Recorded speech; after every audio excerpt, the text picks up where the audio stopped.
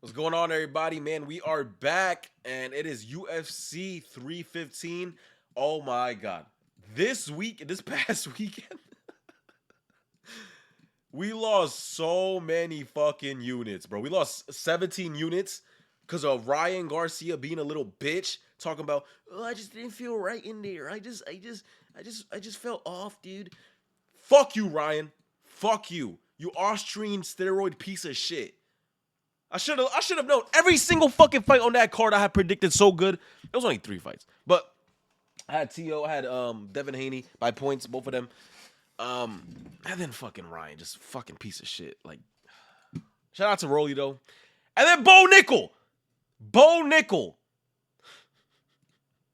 Hindsight is 2020. Of course, there's gonna be so many people coming out of the woodwork saying, oh, RDR was the obvious pick. No, bro. No. Have you seen RDR in his last fight against fucking Gerald Meerschaert? He looked like he was struggling. Now, this is an MMA fight, though. Oh, he's only lost to Anatoly, and Anatoly's a beast. Shut the fuck up! Shut up! Shut up, bro. RDR striking his ass. Bo Nickel just has no sense of mixed martial arts. He doesn't know in striking. He doesn't know what a pivot is. He doesn't know angles. He doesn't know head movement. He doesn't know nothing at all except a big overhand. and wrestling. And his wrestling is good, but MMA is not good. It's just crazy. It's honestly very crazy. Beautiful game plan from RDR. Literally just bully the less experienced guy. Beautiful game plan from RDR. So I'm gonna give him his props. Corey Sandhagen, lock of the year. Yeah. Terrible weekend, but when you've been doing this for a long time, you know that you can't hang your hat on just a bad weekend. Shit's gonna happen, bro. You know what I'm saying? When you've been doing this for a long time, it's not really like, oh, I'm not gonna bet no more ever in my life. Nah, get the fuck out of here. I'm a degenerate. I love this shit. I'm not gonna let one bad weekend ruin everything. Past 4 weeks, been profitable. It's just one bad weekend. Don't really care. All right, it's just a bad weekend. Let's bounce back though. You know, it's about bouncing back. Yesterday we did hit our parlay for 3 units, so we did make a little bit back, but not obviously not everything back. So we are down 14 units going into the week. Yesterday we won 3 units on the Warriors money line. Jimmy Butler 20 points and in a way by knockout. Great fight. Great fight. And we had Corey Sandhagen in that too. That was my little chase that I didn't want to put more on because I was just like, man, I don't know. You know, at that point, I was like, is everything that I'm doing wrong? Paul Hughes versus Bruno Morena. This should be a very easy fight for Paul Hughes. I'm not going to overthink this like the fucking Ryan Garcia fight. You know what I'm saying? Like, I'm not going to don't let one big favorite think that every single big favorite is going to lose now. All right? Paul Hughes probably going to be like minus 500, minus 700, something like that. Paul Hughes, better striker, better volume, better power, better speed. Better takedown defense, better overall fighter than Bruno Morena. Bruno Morena does have power, but that's all he has. All right, Paul Hughes, very simple pick. Don't look into this PF. I don't like looking into PFL Europe, just because it's super low level, super low level. Stick to the rules in your book, whatever your book is. Stick to the rules that you have written down there. Everyone has different rules inside of their sports book, or inside of their quote unquote sports betting book. You know, not sports book, sports betting book. Whatever you write down, and you got to keep to that. Just like this, a light heavyweight fight with low level fighters. I am not going to bet on. That is a part of my rule book. Don't bet on light heavyweights if it's low level, you know? Ian Cutelaba should win this fight, but dude, he's not a great fighter, you know? He's not a great fighter. This is a new fight right here. Daniel Santos, Wily Cat versus Jung Young Lee. Jung Young Lee is a fucking idiot. In his last fight, he came out like a dumbass fucking trying to look very stupid. He is the bigger fighter. Daniel Santos is coming out on short notice, but I feel like the UFC told him, all right, get the fuck in here or we're going to cut you. So, you know, step up, you know? And I feel like Lee obviously had a camp for this fight. But last fight, I heard in the podcast that he came out last fight like super aggressive and brought the locker room's energy into the fight because his brother and his other coach were arguing, like about to have a fist fight, like in the backstage while he was getting warmed up for this fight. So he had that energy coming into this fight, and he would have fought a smarter game plan if it wasn't for that. you hear a bunch of shit. You know, you hear a bunch of fucking bullshit like that when it comes to fighters sometimes. I'm not gonna take it into account for anything. I'm gonna be like, all right, you know how I take it into account? I'm gonna be like, so you had a bad pre-fight warm up, and you weren't smart enough to close that out and just to focus on yourself. That means you're mentally weak. That does. It really, really does, bro.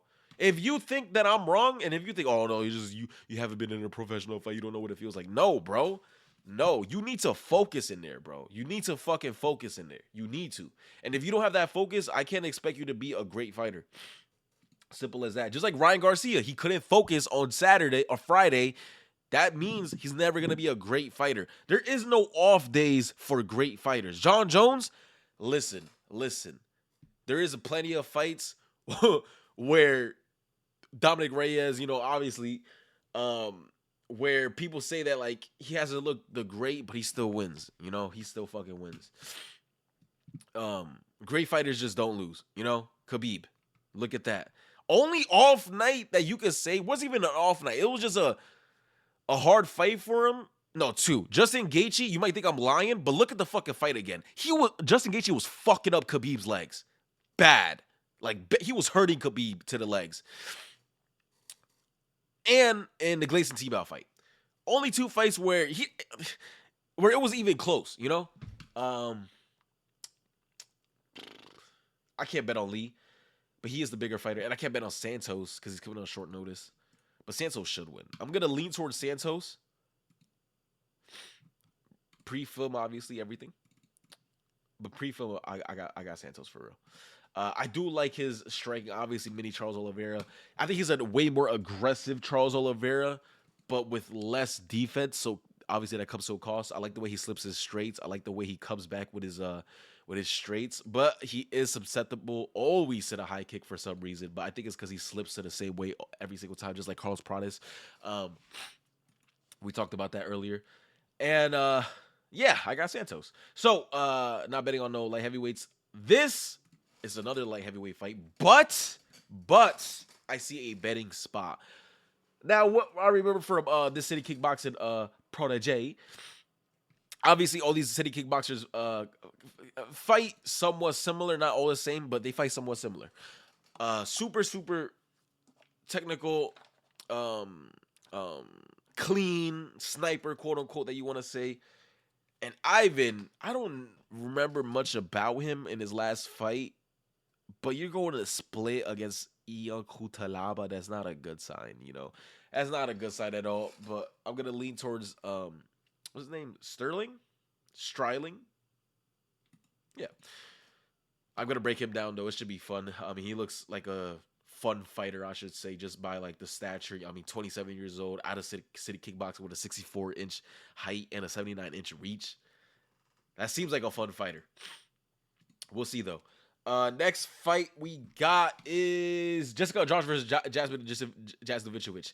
Now, this is another part of my rule book in betting. Don't bet on women fights unless it's somewhere that I can find. And I think this is something that I can find too. Jasmine, she is the older fighter, but way less wear and tear on her body. Way less experience too. But look at the height difference, man. I mean, the size difference is gonna be. We're gonna see in the weigh-in, but I think it's gonna be very differential. Is that even a word? What the fuck? I think it's gonna be a big difference though. and Jasmine, she's not a grappler, she's a wrestler. Okay, big difference. And Jessica, I mean, you might see the Mackenzie Dern fight, and you might be like, oh, she does good against grapplers though. But then you see the fight against Tatiana Suarez, and then you see the fight against who was it where her boob popped out and she got subbed. She struggles against wrestlers, people who are like a force in there, you know. And Jasmine is that. I mean, she's a force in there, bro. I think in her fight against Miranda Maverick, she showed that she could keep up a pace, and if she's the initiator, she's gonna take control of the fight. She's the controller, and I think that's gonna be a bad setup for someone like Jessica Andrade. And I feel like this line is a very great line, but I feel like a lot of people are gonna bet on Jessica Andrade because she's a way more known fighter. And of course, in her last fight, she didn't look bad. It was just Natalia was just a fucking terrible matchup for someone like her, where Jessica Andrade is, obviously like coming forward, but you're not gonna beat someone in Natalia Silva who has great footwork. You're just when you're someone like Jessica Andrade, and Jessica Andrade did make that fight scary. I mean, dude, she was throwing big shots. It was looking scary. But I think Jasmine got this. I'm probably gonna bet on Jasmine. I'm gonna watch a little bit more film, but I'm leaning towards Jasmine. I'm probably gonna bet on Jasmine. Every single week that I've bet on this channel, that I've shown my bets on this channel, I have not bet on one single woman. I'm pretty sure. I don't think I have. I haven't even broken down a woman fight yet. There is a reason for that. All right, it's because it's a part of my rule book. So if I go out of my rule book and I bet on a woman or a light heavyweight. By the way, I don't like to bet on middleweights either. There's a reason why. There's a reason why if I'm betting on a woman or if I bet on someone like that, Mike Malott versus Charles Radke. Mike Malott is a quitter. You're not going to be, it's not like a Charles Oliveira shit where Charles Oliveira was quote unquote quitting when he was younger. Mike Malott, dude, you are beating Neil Magny and then you just give up. You give up, bro. And that's not what elite, or not even, just not what good fighters do. Good fighters, it doesn't matter, bro. Like, if you know you're winning, you are gonna find any single fucking way to get out of a bad position. It doesn't matter if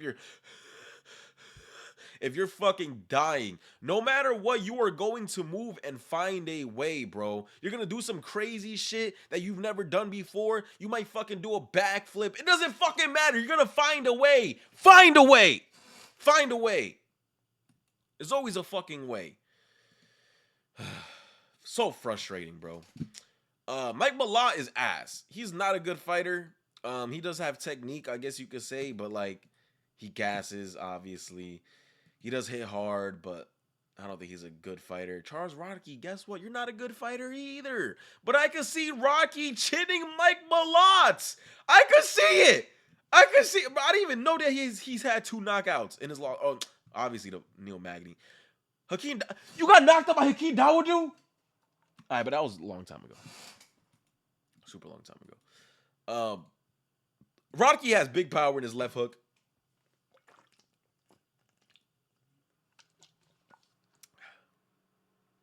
I could just see it.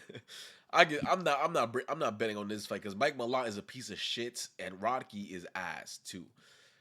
Next fight, let's go. Marc-Andre Barriault versus Bruno Silva. Now, Bruno Silva, at one point, everybody was crediting him and was like, I mean, look at the odds against Alex Pereira. Look at this shit. You're gonna be surprised. He was only minus 200 against Bruno Silva against Alex Pereira. Bro, when have we seen Alex Pereira at a minus 200 again? Like, against, Jerry in the second fight, I think it was pretty close, wasn't it? I guess Killer was like minus 500. I already know that. I guess, actually, no, never mind. Because I just remembered Alex Pereira was close odds with Jamal Hill. All right, so let me not even bring odds into this fight. But Bruno Silva, at one point, a couple years ago, people were looking at him, bro. People were like, oh shit, like, who the fuck is this? I mean, if you were there during the 2021 era, you were like, holy shit, this guy. I know it's not crazy level of competition, but against William Turman, dude, that ground and pound was nasty. Against Andrew Sanchez, bro, that power was looking crazy. And against Jordan Wright, that ground and pound too was looking nasty. Came off 2 performance wins, and I was looking at this Alex Pereira fight like, oh shit, this is gonna be a great fight, and it was a good fight. Alex Pereira, this is 185 Alex Pereira, so it's not the same power, but it's still the same. It's still the same Alex, bro. You know what I'm saying? It's definitely still the same Alex. And Bruno was able to survive him. But then he goes into the next fight, and he gets subbed, and he gets dropped by Gerald Meerschaert. And he beats Brad Tavares, and he loses to Brendan Allen. Then he loses to Shara Magomedov. And he loses to Chris Weidman when he was getting eye poked. And he loses to Ismael. I don't even know who that guy is. I didn't watch that last fight. Marc-Andre Barriault, I don't rate him as a great fighter either. Obviously, you already know what you're going to get out of him. Cardio, pressure, and grappling.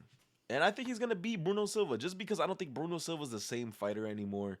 Unfortunately, if this was Bruno Silva a couple years ago, I would have took him. But Marc-Andre Barriault is not a great fighter, but I think that pressure is a bitch to deal with, especially when you're an older fighter. You're on a 4-fight losing streak already.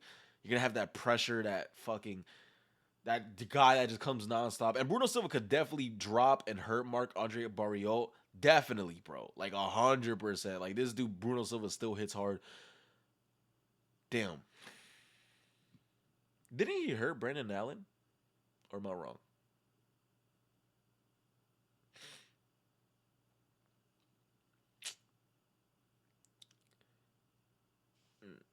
This is an interesting fight, actually. I'm gonna, I'm gonna go with. Nah, I'm gonna go with Marc-Andre Barriault.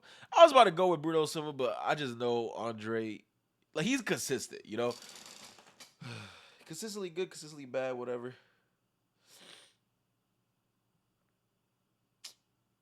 He could get chin though. I just look at that, 2 knockout losses in a row. Getting a knockout loss, that's a tough loss. Let's stay away from that fight. Brad Katona versus Bess. Oh, this is a guy that fought Umar. Honestly, he got dominated by Umar. It was just that one knockdown. But did he get dominated by Umar? It's been a long time since that fight. It's been a year, but like it's been a long time. I don't like Brad Katona. He is consistent though. I had to break down this fight. I for sure am not gonna let a Umar loss blind me and make me think that he's a good fighter. You know what I'm saying? Just because you see it a lot, dude. You see it so many times with fighters who come in on short notice or like their debut against a tough fighter. They show out. They fight so good and everyone thinks they're good and then they come out with their second fight and then they're just ass, you know? So you see it a lot. So I'm not gonna give Baza the benefit of the doubt just because he lost to Umar. I'm gonna break down this fight. So far though, I think I don't know who I got there. I gotta break it down. Jose Aldo versus Ayman Zahabi. Now I've faded Zahabi so many times. I don't think Zahabi is good. I think he's slow. I do think he's technical. I do think he's powerful. And with technique comes game plan. And I think he's gonna come up with a game plan to beat Jose Aldo, man, which fucking sucks. Honestly, it fucking sucks. Aldo could definitely catch Zahabi. But Jose, he's not the same fighter after coming back from his boxing fights. He's not, all right? With Martinez, he's slowed down a lot. And the Bautista fight, surprisingly, he didn't slow down as much as I thought, but he still lost that fight. And he still has that trouble with getting off the cage. And Martinez, dude, I didn't rate. Like, this fight right here, I knew Jose was going to win. I mean, look at this shit. Oh, why did I put the fucking... I wish I did. But I bet on Jose this day because I knew Martinez boxing is garbage. Listen, his boxing is garbage, but his leg kicks are good. And I knew you're not going to leg kick Jose Aldo, bro. You're not going to do that. You're not. So, yeah, I knew Jose was going to win that. And in the third round, he got tired, but that was obviously like after a long layoff. And it's Barrio, man. I gotta watch that fight back, but you just let yourself get held up against the cage. And I think Zahabi's gonna come back with a game. Him and his brother are definitely gonna come with a good game plan. I think of just holding him against the cage and just being annoying, you know, like threatening so much. But that doesn't mean that he's gonna win. That doesn't mean Zahabi is Mario Bautista. That doesn't mean Zahabi could keep up that cardio. That doesn't mean, like, even though that's his game plan, that doesn't mean it's gonna work, you know. So I'm gonna have to watch the fights back. This might be a stay away fight too. Cause I mean, dude, you're not gonna bet on. I'm not gonna bet on Jose Aldo at -225. I know he's way quicker, way more powerful than Zahabi, but I mean, bro, they're in Canada. Zahabi's gonna come with a game plan. Fuck, it's gonna be annoying, but I think I see Zahabi winning. Alexa Grasso versus Natalia Silva. What a fucking step up. But the step up that she needed for Natalia Silva. Listen, don't overlook Alexa Grasso just because she lost to the greatest women's fighter of all time. She can't wrestle, all right? She, like, I don't know what's wrong with her. Like, she just can't wrestle. Um, the draw, honestly, she got gifted that draw. Let's be honest. I thought it was Valentina Shevchenko would, and then she obviously beat Shevchenko. But we are not gonna discredit her, and we're not gonna overlook her because she does have good boxing. All right, she does have good boxing, and she is the bigger fighter. Can I see a world where she's just pressuring Natalia Silva like Jessica Andrade, but Jessica Andrade is too fucking short, too short to what's the word called? To execute her game plan, which is just to pressure Natalia, get her against the cage. She doesn't have that work or that footwork. Does Alexa Grasso have that? I feel like Alexa Grasso with this fight, she's gonna come with a great game plan of pushing Natalia against the cage, keeping her against that black line, and doing a lot of boxing. And whenever Natalia throws a kick, I feel like Alexa's gonna punch. You know, she's gonna punch with Natalia's kicks. That is the way to counter it. Obviously, Alexa Grasso comes from a great camp. I'm leaning toward Alexa, bro. Pre-fight, I gotta look at her footwork though, because Natalia is a beast, man. Oh my god, she's a beast. Her footwork is amazing. Her kicks are amazing. Her combinations are amazing. Her grappling checks out. I don't. When I say I think Alexa could grapple Natalia, I don't think she's gonna like take her down. I think she's gonna like on the cage grapple. You know, just hold her there and win minutes, and I can see that happening. I gotta blow my nose. Sorry. Allergies are fucking me up, man. Yeah, man, I'm fucking leaning towards Alexa Grasso. You know why? It's because Natalia's kick heavy, right? What kick heavy fighter have we seen excel at the high level? You can't say Yair Rodriguez. You can't, because he obviously lost his championship fight. Oh, he was inter-championship against Josh Emmett, the easiest fight in the division.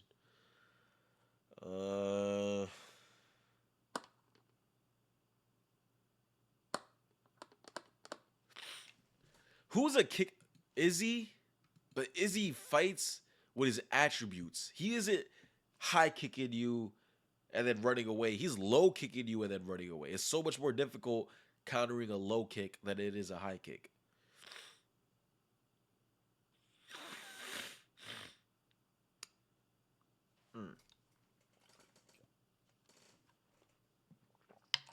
Honestly, I'm leaning towards Alexa.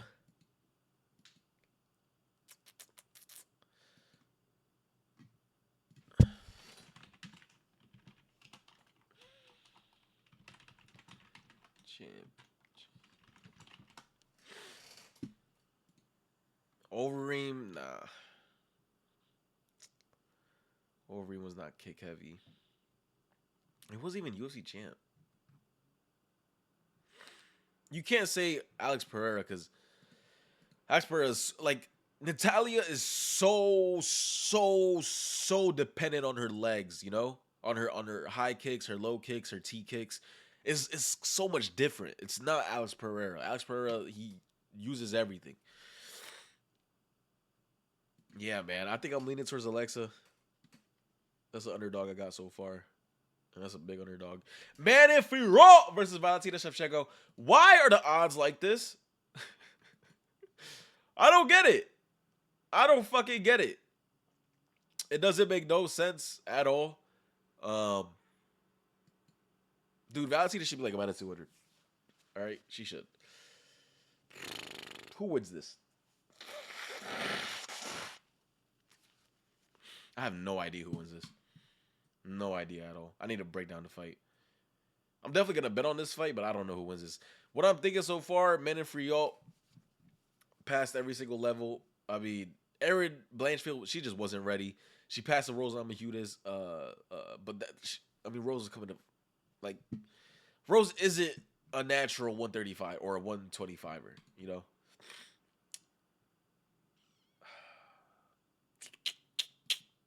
That TKO against Richie was nasty, but like Richie looked like a midget compared to her.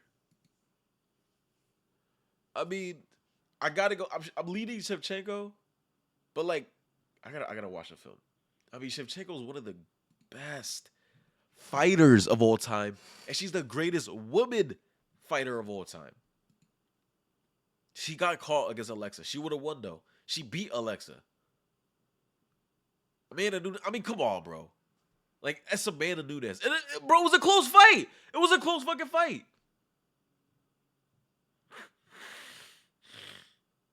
Liz Carmouche. I mean, dude, if you know about Liz Carmouche. The gorilla.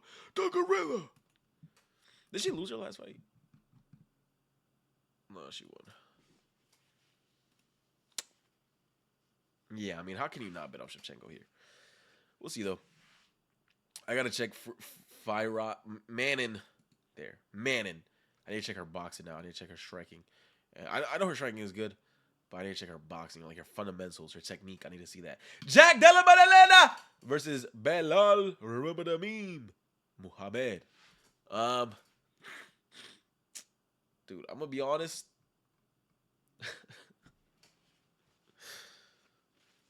Who do y'all think I'm leading? And who are you leading? Let me know in the comments.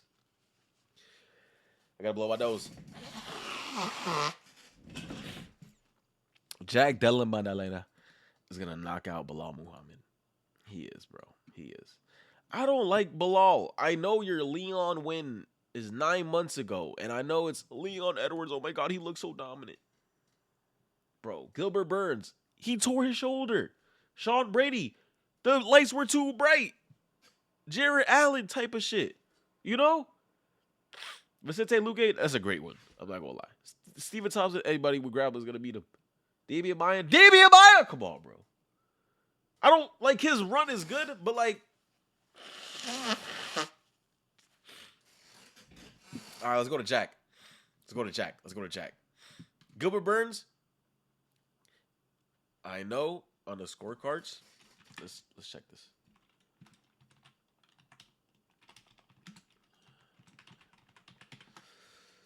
This is obviously everybody's, go to 9, 9, 10, 9, 9, 9. So Gilbert would have won. I know this is everybody's go to say, he's gonna lose.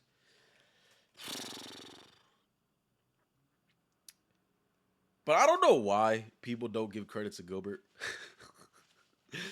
Because I understand Gilbert is old now, and it's like, oh, you were going to get out-wrestled by Gilbert. And I know Gilbert looked terrible in his last fight against Sean Brady, but, bro, he's a good fighter. And he still is at this age, all right? If you're not on point, he's going to beat you. I got to rewatch this fight. All right, Kevin Holland, though, split decision. I don't think it was a split. But Hafez, the steroid freak. If you know the context with this, bro, he's came off of a weight cut the last week, and then he fought again off another. He did 2 weight cuts in 1 week, all right? Against a pressure fighter who's going to come in with wrestling and nothing but that. And this wasn't a split. This was not a split. This was a clear Jack win. A very clear Jack win. They just made it a split. I don't know why. Like, all the big shots were Jack. It was literally just Hafez just wouldn't fuck off. I mean, you see, oh my God, this is a perfect example. I like how we explain how like debut fighters sometimes when they come on a short notice against a tough fighter, they show out and then their next fight they look ass. He didn't look good against Mickey Gall. And then he loses against Oban. Bro, he's not a good fighter, all right? But there's sometimes your first fight in the UFC, you're gonna show out because it's your main event. I mean, it's your Super Bowl. This is what you worked for your whole life, you know? And Jack looked, honestly, for the circumstances that he went through, he looked good, bro. He did. All right, he did, bro. Um, Randy Brown absolutely washed him, and Randy Brown is a good fighter. Danny Roberts, I was about to say he's a good fighter, but he's never been the elite echelon. But did he have a little. Yeah, he had a little run in the UFC. 7-7. You're not gonna be in an organization for 14 fights if you're not a decent fighter. Ramazan Eviv, dude, this was his debut, was it not? No, it was Pete Rodriguez. No, yeah, it was Pete Rodriguez. Beautiful, beautiful, beautiful fight right here. And I wanna. I know the names aren't the same as like Bilal, but with Bilal there's asterisks, you know. Like Gilbert Burns, there's an asterisk to that. Sean Brady, there's an asterisk to that. Like Sean Brady, I don't rate him high. Honestly, I don't. I think anybody with good takedown defense could beat him. Vicente Luque, this is a good win. But Stephen Thompson, Damian Maia, Diego Lee, like Kevin Holland. I think Kevin Holland beats Bilal. Now I'm playing. I don't know. And it's the way he wins, too. Like, you know for a fact Bilal's taking Randy Brown to a 3-round decision. You know for a fact he's taking Danny Roberts to a 3-round decision. Ramazan Eviv, 3-round decision. Pete Rodriguez, 3-round decision. He's taking all these dudes to 3-round decisions, bro. Oh, but he dominates them, though. Bro, but it's like, when it comes to fighting, bro, it's like, who can dominate? You know? And Jack, bro, the way he be finishing these dudes, pause! No homo. The way he finds finishes on these dudes is impressive, bro. It is. It is, bro. You can't deny that. And Bilal is not a finisher. And I can't deny that. And I think there's going to be a moment where Bilal's just dominating Jack, but I think Jack is going to find another Gilbert Burns moment.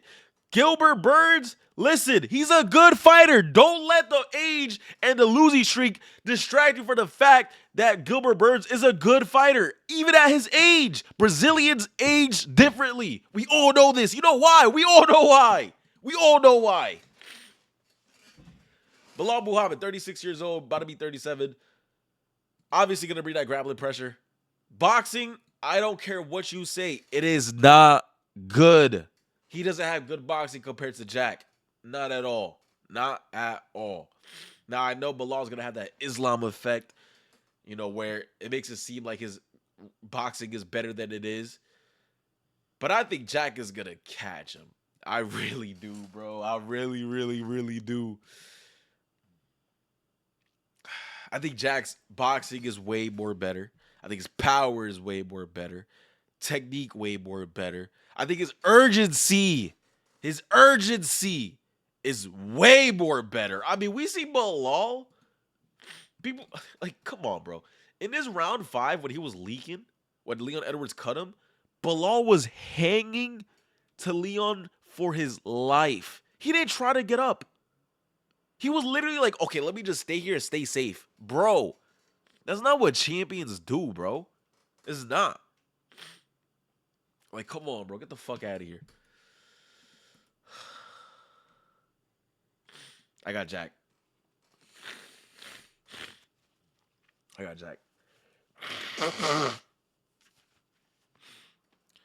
check his Instagram. Do I need to take my fucking allergy pills, bro? I'm tired of this shit. Hold on.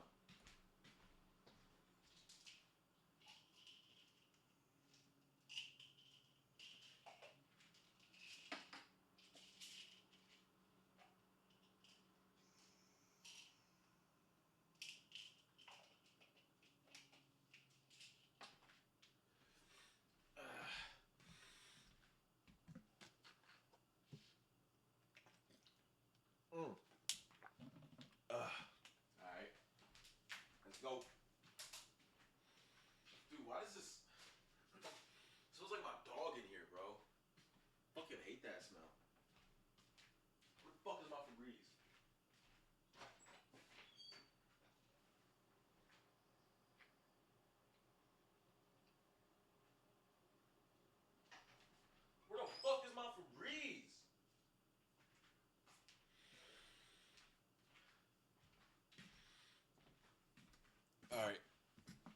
to spray this shit with cologne. Fuck it, I don't even care.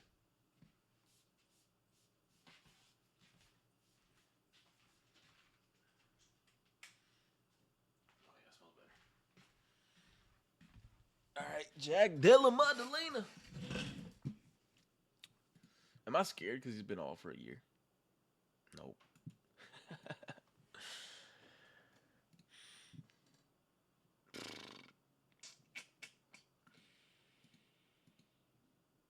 I know he's grappling with Craig Jones, but Craig Jones isn't a wrestler. He's a grappler, you know, and Bilal is a wrestler. So that is concerning.